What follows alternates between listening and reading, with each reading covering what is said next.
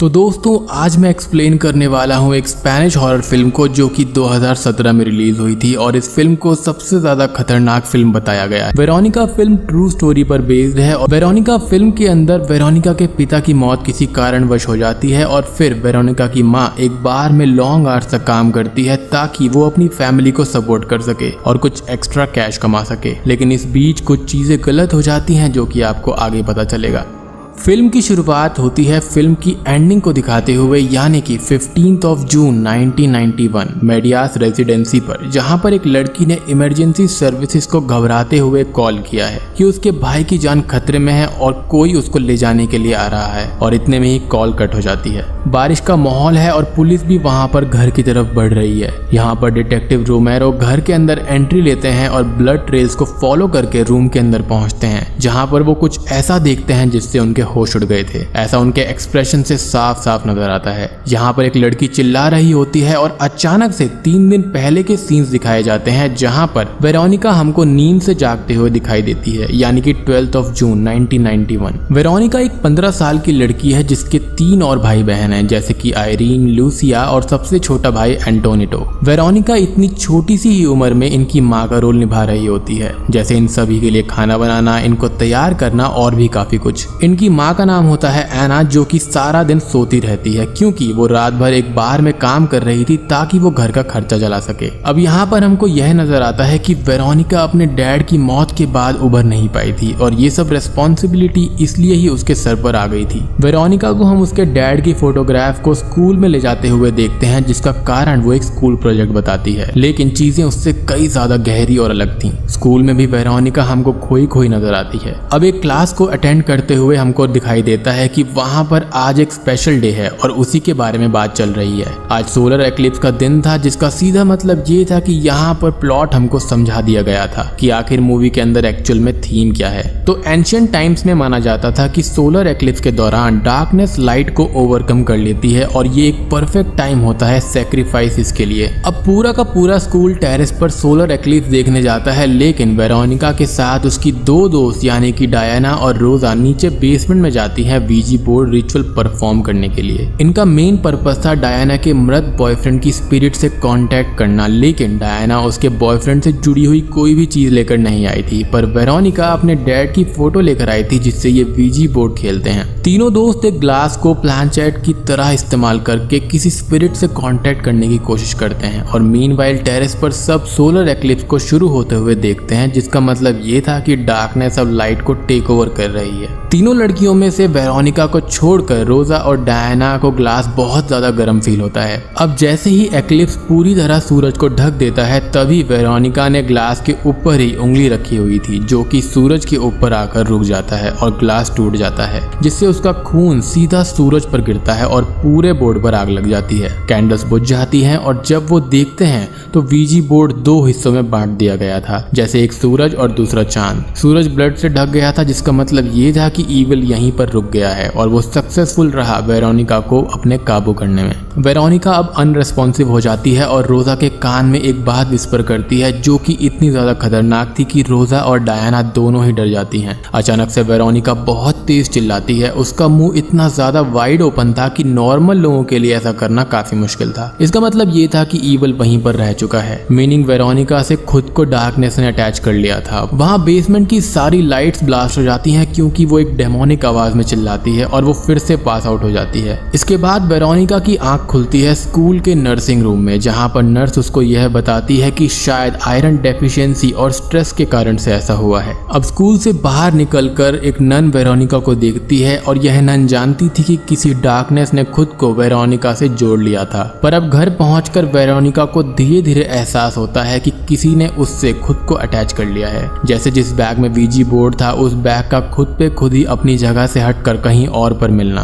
खाना खाते समय ऐसा लगता है जैसे कोई इनविजिबल फोर्स उसको ऐसा करने से रोक रही है। क्लॉज और बाइट के मार्क्स उसके शरीर पर दिखने लगते हैं और उसको अजीब अजीब सी नॉइसेस और शैडो भी घर में इधर से उधर घूमते हुए नजर आते हैं। अब एंटोनिटो को नहलाते समय भी उसको कुछ आवाजें आती जाती हैं जिससे वो रूम में जाती है, लेकिन रूम अपने आप बंद हो जाता है और एंटोनिटो को ठंडे पानी की जगह गर्म पानी का एहसास अपने बाथटब में होता है। पर वेरोनिका उसको किसी तरह से बचा लेती है। हालांकि एंटोनिटो की स्किन पर रैशेस आ गए थे, पर एंटोनिटो का कहना था कि इसमें वेरोनिका की गलती नहीं है और ये उसने किया है। उसने मतलब वही डार्क स्पिरिट जिसने खुद को वेरोनिका से अटैच कर लिया था। रात को सोते समय वेरोनिका को एक सपना आता है कि उसके भाई बहन एक क्लोजेट में हैं और अचानक से उसके डैड वहां पर आए हैं जो कि न्यूड हैं। अब एकदम से ही पीछे से कुछ हाथ आते हैं जो कि वेरोनिका को उसी के बेड पर जकड़ लेते हैं, जैसे वो स्पिरिट वेरोनिका को अंदर से कमजोर कर रही हो। वेरोनिका अब अगली सुबह उठती है और उसके फ्रेंड्स ने भी उसको इग्नोर करना शुरू कर दिया था क्योंकि उसने रोजा के कान में कुछ गलत बात बोली थी। अब इन सब बातों से परेशान होकर वेरोनिका फिर से उसी स्कूल बेसमेंट में जाती है जहाँ पर ये सब शुरू हुआ था और वहाँ पर उसको मिलती है सिस्टर डेथ जो कि देख नहीं सकती थी। यह नन वेरोनिका को डांटती है कि जो उसने किया वो बहुत ही गलत किया और एक डार्क स्पिरिट ने खुद को उससे अटैच कर लिया है। वो अपना एक एक्सपीरियंस भी बताती है कि उसके साथ भी ऐसा हुआ है और यह नेगेटिव शक्तियां काफी ज्यादा पावरफुल होती हैं जिनसे पीछा छुड़वाना काफी ज्यादा मुश्किल होता है। और ऐसे ही किसी स्पिरिट से एनकाउंटर करते टाइम सिस्टर डेथ की आंखें चली गई थी, लेकिन उनको यह एहसास हुआ कि इविल स्पिरिट्स और अच्छी स्पिरिट्स को देखने के लिए या फिर महसूस करने के लिए आंखों की जरूरत नहीं है।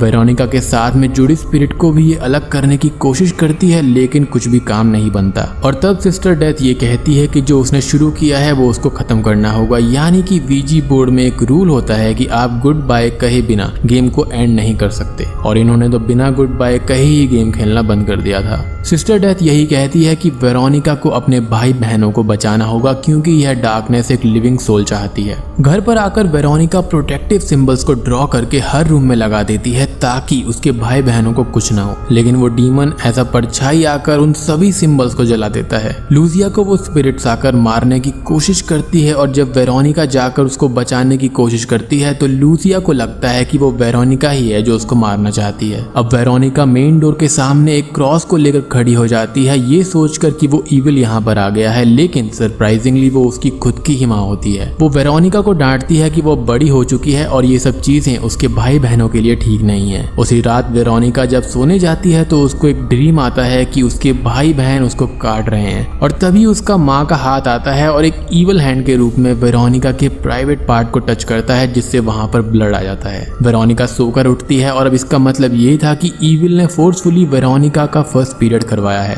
वो ब्लड को अपने बेड से साफ करती है और मैट्रेस को पलटकर देखने पर उसको कुछ काला सा पदार्थ दिखता है जैसे कोई वहां पर आया हो। पूरे घर में अपने सभी भाई बहनों के बेड के मैट्रेसेस को पलटकर देखने पर सेम काला पदार्थ दिखता है जो कि किसी के ह्यूमन के होने का निशान थे। हालांकि यह वही डार्क स्पिरिट थी जो कि हर किसी के रूम में आके सबको अपने काबू में करने की कोशिश कर रही थी। वेरोनिका डर जाती है और वो फिर से जाती है सिस्टर डेथ के पास कि उसको क्या करना चाहिए, तो वो फिर से बताती है कि उसको वीजी बोर्ड खेलना होगा और दूसरी दुनिया का दरवाजा ओपन करके इस ईविल को वहां पर वापस भेजना होगा। अब गुस्से में वेरोनिका रोजा और डायना के पास जाती है पर वो वीजी बोर्ड खेलने के लिए उनको साफ साफ इनकार कर देती है क्योंकि वहां पर रोजा बताती है कि 12 जून को वेरोनिका ने बेसमेंट में उससे ये कहा था कि वो 3 दिन बाद यानी कि आज 15 जून को मर जाएगी। इसको सुनकर वेरोनिका शॉक्ड होकर घर पर भाग जाती है। अब वेरोनिका को इन सब चीजों को तो रोकना था ही, तो वो अपने भाई बहनों के साथ में ये गेम खेलने का डिसाइड करती है। घर में कैंडल्स जलाए जाते हैं और अंधेरा किया जाता है। वो एंटोनिटो को कुछ प्रोटेक्टिव सिंबल्स पूरे घर में बनाने के लिए कहती है, लेकिन वो इविल स्पिरिट पेज को पलट देता है जिससे वो मासूम सा बच्चा प्रोटेक्शन के सिंबल्स नहीं बल्कि इविल को घर में लाने के सिंबल्स बना देता है। अब ये लोग वीजी बोर्ड गेम खेलना शुरू करते हैं और सवाल करते हैं कि यहाँ पर कोई है, तो इंस्टेंटली आंसर होता है यस। वो गुड बाय करने की कोशिश करते हैं लेकिन गुड बाय करने से वो इविल साफ साफ मना कर देता है। फिर ये एक रिचुअल के तहत एक कमर्शियल सॉन्ग साथ में गाने लगते हैं लेकिन कुछ भी असर नहीं होता और घर में अजीब अजीब सी वॉइसेस आनी शुरू हो जाती हैं। एंटोनिटो को ये स्पिरिट खींचकर अपने साथ ले जाती है। अब वेरोनिका इमरजेंसी सर्विसेज यानी कि 911 में फोन कॉल करती है जो कि बिल्कुल शुरुआत में दिखाया गया था, यानी कि वो वेरोनिका ही थी जिसने ये इमरजेंसी कॉल की थी। कॉल कट करके अब वो सीधा जाती है बाथरूम में जहाँ पर एंटोनिटो के पास में था वो इविल, पर वेरोनिका किसी तरह से बाथरूम में घुस जाती है और वो इविल उसको हिट करता है। होश आने पर वो एंटोनिटो को घर से बाहर लाती है। अब घर से बाहर आते टाइम लूसिया और आयरीन तो बाहर आ जाते हैं, लेकिन जब वेरोनिका शीशे में देखती है तो एंटोनिटो उसकी गोद में ही नहीं होता। वो वापस अपने भाई को ढूंढने जाती है जो कि एक क्लोजेट में छुपा हुआ बैठा था। बाहर पुलिस आ गई थी और उन सायरन्स को सुनकर इनकी माँ भी बाहर ही थी, जो कि काफी स्ट्रेस्ड आउट हो चुकी थी। वेरोनिका उसको ढूंढ लेती है, लेकिन एंटोनिएटा उसके साथ आने के लिए मना कर देता है